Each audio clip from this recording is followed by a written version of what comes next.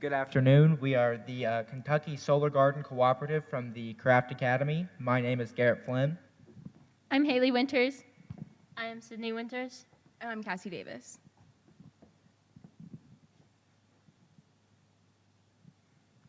As we all know, coal is a valuable resource to the Commonwealth of Kentucky, the United States, and even the entire world. Unfortunately, though, since people have become so reliant on coal, it has been consumed extremely rapidly. And this has caused depleting oil reserves, constraints on coal usage, and negative impacts of fossil fuels on the planet. This means that coal could be used up as soon as 2088. This leaves us with two options. We could first wait until the coal runs out and have an energy crisis on our hands, or we could begin implementing alternative renewable energy sources now. I hope the later sounds better to you. That is why we are proposing the implementation of solar farms on abandoned coal mines, starting with the 250-panel solar farm in Leslie County. The solar farm would sit on abandoned Army Trail 1, which is an abandoned surface auger mine that was active for 314 days. During this time period, 45 people worked to extract 49,670 tons of coal. Since the site is a gray field, it means that it has the potential to be repurposed without harming the environment. The solar panels themselves would not harm the environment, since solar power is a clean, renewable energy source that would reduce the amount of greenhouse gases that cause climate change. So as Haley mentioned, we plan to build a solar farm in Leslie County, Kentucky on the abandoned Army Trail 1 coal mine site. And our big plan, our big idea, our main goal is to bring clean, renewable, green energy to this area that has been ravaged by the leaving and fleeting non-renewable energy industry. So our competitive advantages that we have is that our energy is cheaper than coal-produced energy for consumers to purchase, and power companies will be incentivized to purchase from us, to purchase our energy through various legislation such as the Kentucky Net Metering Bill. Thank you. Okay, so we will cooperate with local power companies using power lines on site, as you can see in our model, to distribute electricity at a more affordable rate than is currently available to consumers in the surrounding communities. AEP and residents will purchase electricity from our venue.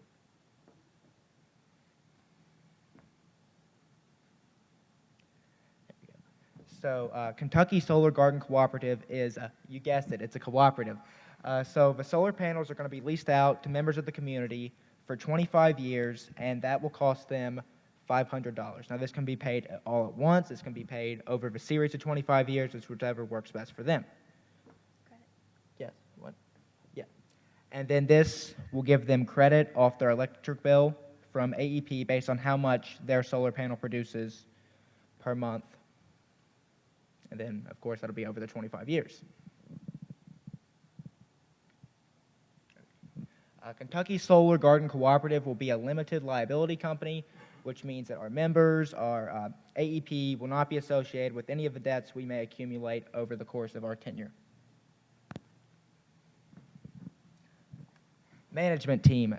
So our management team, in addition to our employees, our chief financial officer, and our accountant, our management team will be myself, Haley, Sydney, and Cassie.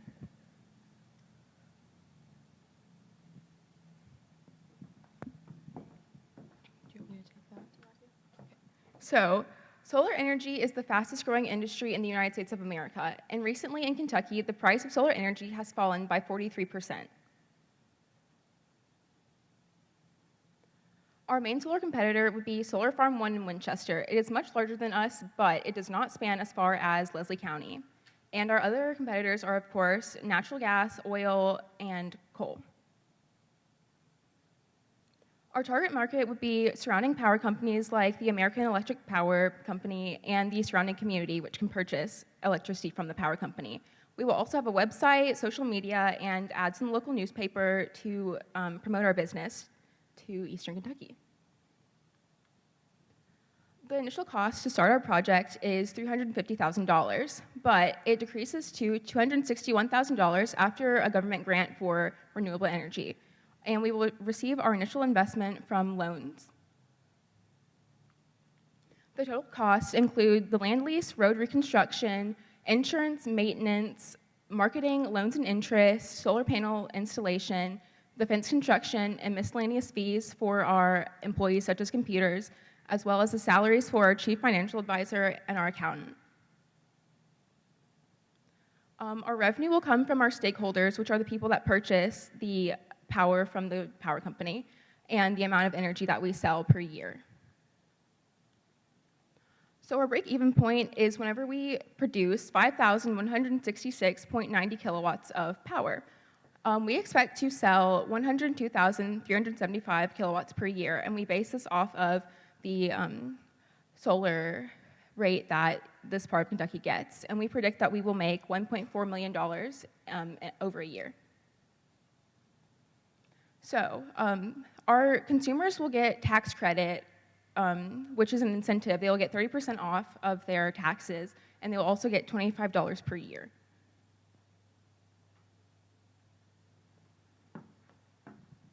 Our project has a lifespan of 25 to 50 years. Within this time, we'll be able to expand on our land. Army Trail 1 is currently 16 acres of land, but in our Phase 1, we plan to use about 1 acre with our 250 panels. Each year for our first 5 years, we plan to expand by 10%. There are very few risks associated with solar energy, one of them being weather, which will determine how much energy we produce each year, and one is market fluctuations, which will change how much revenue we make per year. Our exit strategy is to sell our company to the local power company. This will benefit them because they no longer have to pay us for the power, and they will be able to expand as much as they want. Thank you for your time. Are there any questions?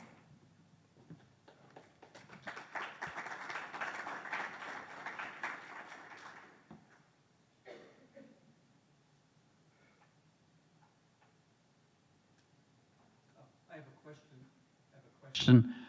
One of the risks might be public policy. The Kentucky Public Service Commission is looking at being, I guess, pushed by utilities to lower the compensation, and then also there's talk in the federal government of not giving so many tax incentives for this. How would you address, have you anticipated this risk, and how would you address it? We haven't necessarily anticipated this risk. However, I think that by that time where such a sustainable change would come, we would be established and our customers would be invested in us, and they would continue to purchase power. While they may not get as much as a tax write-off, while their electric bill may not go down that much, anything is better than nothing. You said you were going to sell it into the power grid. Okay, if the power grid is owned by the power company, and the government regulation change, or even if they don't change, how do you get to individual customers unless you build your own power lines? Okay, so as you can see on our model, these are our power lines that are on site that come from the solar panels.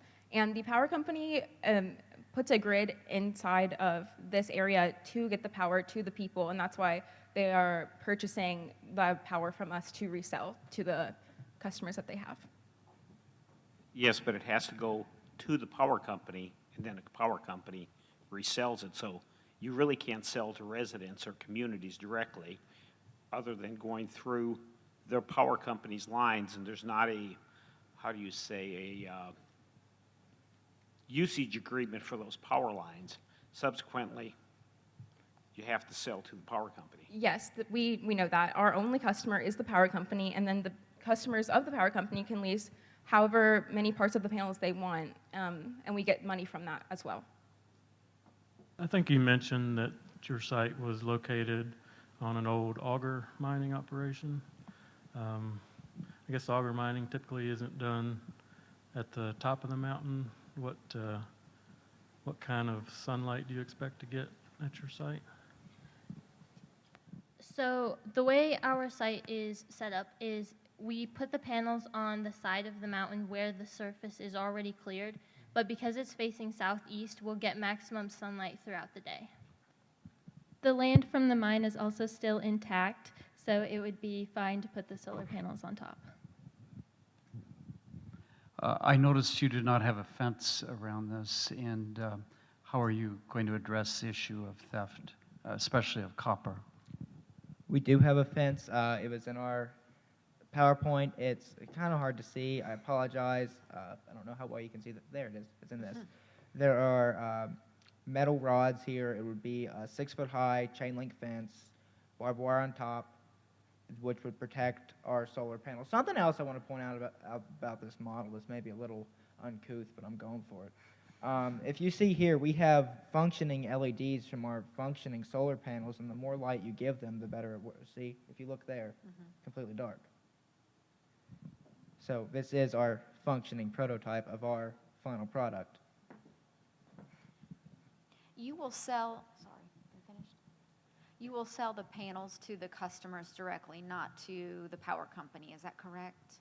Yes, Okay, that is correct. okay. And the cost is $500, Yes. right? Not knowing exactly the economics of your area, is that something affordable that your clients and your customers can pay? Would it be an upfront fee? Would they have installments over so many years? Talk about how you anticipate getting that income. Okay, so we based this on other solar farms in the state that have similar financial doings. So one of them was $750 and one of them was $460. So we kind of tried to go on the lower end of that scale so that people in the area would be able to afford it. We are also targeting businesses who could also get the credit towards their electric bill. And yes, as I mentioned during the slide, it can be all paid all at once if they so choose to, if they so have the economic groundings. If not, it can be paid over the 25-year period, and just like you'd pay any other bill. One other thing, maintenance under the solar panels. Weeds and everything are going to grow. It has to be constantly mowed or taken care of. How did you address that situation, particularly if it's on a slope? From what we found, the solar panels themselves won't need much maintenance. Weed control, such as the weeds growing up, would be covered in the cost of the business. Yeah, with the miscellaneous costs. Also, since the mine is strictly dirt and rock right now, there wouldn't be too much weeds growing up. Okay, that's all the time for questions. Thank you all very much. Thank you.